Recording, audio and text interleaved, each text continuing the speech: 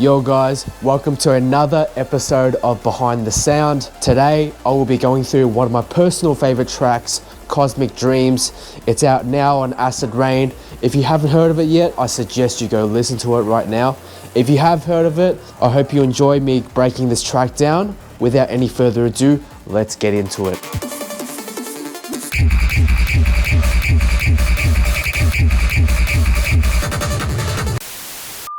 Before I get started with this breakdown, I just wanted to preface that this track was inspired by one of my favorite movie soundtracks of all time. Now that I've said that, it might seem a little bit more obvious to you, especially if you've heard the soundtrack before and you've heard this track before. But I'm gonna leave you guys guessing for now, and then at the end of the video, we will revisit that.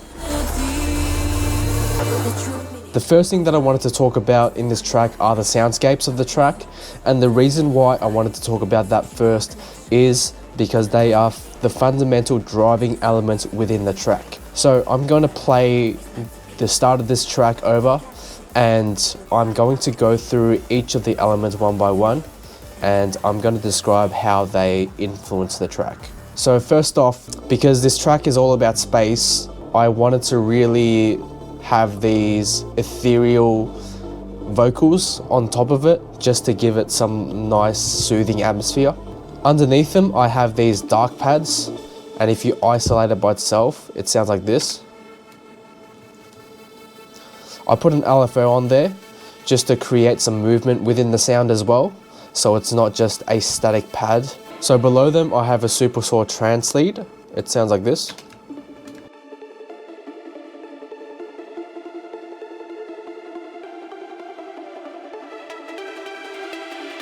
And I've actually layered that with an ARP.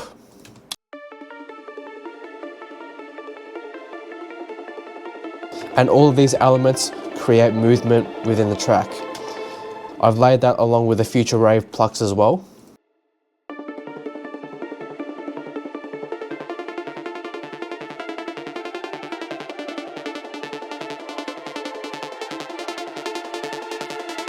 And these elements are what create the movement and the rush within the track.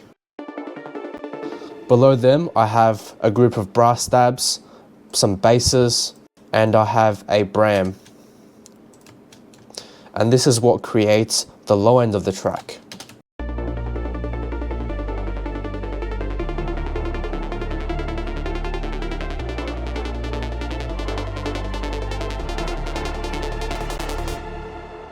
I've also got another extra element here, which is the chair bass. It sounds like this.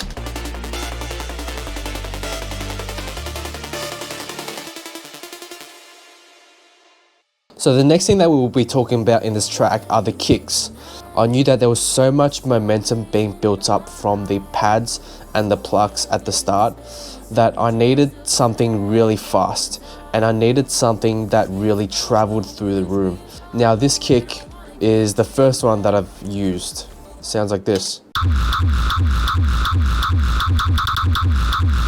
Now some people may think it's hollow, but I think the way that I've phased it actually makes it sound really loud in an open environment such as a warehouse, and I think really suits this track. So let's hear the build up with the kick.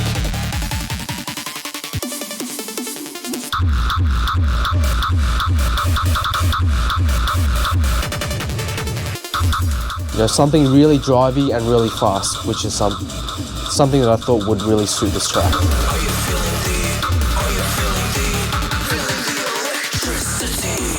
And the second kick that's coming, same idea, except you have a stronger punch over here and an even bigger tail.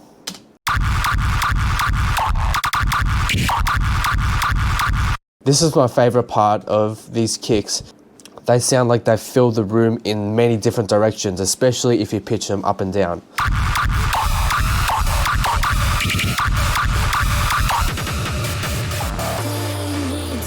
And then further on, in the second drop, I have this pin kick, which is a bit of a different kick compared to the first gated kick, but I wanted a similar concept, and I wanted a lot of movement to be in the kick because it is a build up with a lot of momentum. So I wanted something like this.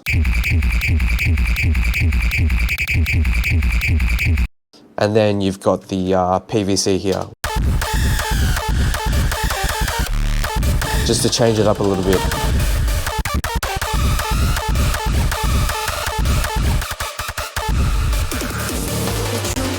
Now the last thing that I wanted to talk about was the melody. And now talking about the melody gives me the opportunity to tell you guys what inspired me for this track. And the movie soundtrack that inspired me was Interstellar. Whenever I think of space, Interstellar is what I think of. So I just wanted to do it justice in this track. And hopefully I did. I'm not sure if it's the same key, but I think it sounds really similar in just how it works. So let me get you guys to have a listen.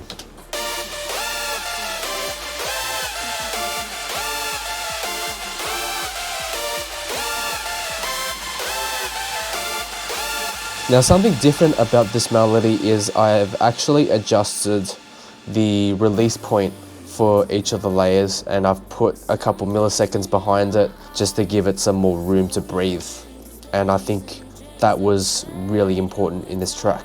As you can see, I've got these notes, like kind of these response notes in between. And I've actually paired that with these bass plucks and these supersaw trance leads as like a little call and response thing.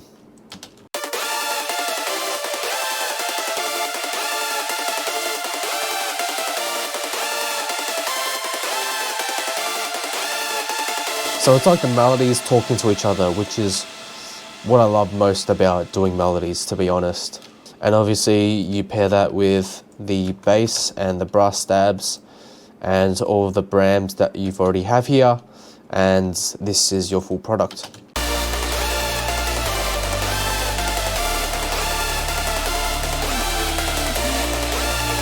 And I have the vocal on top as well, which adds another layer to it.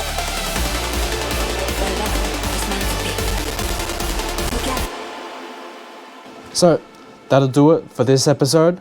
I hope you guys enjoyed the breakdown, and I'll see you guys on the next one. Peace.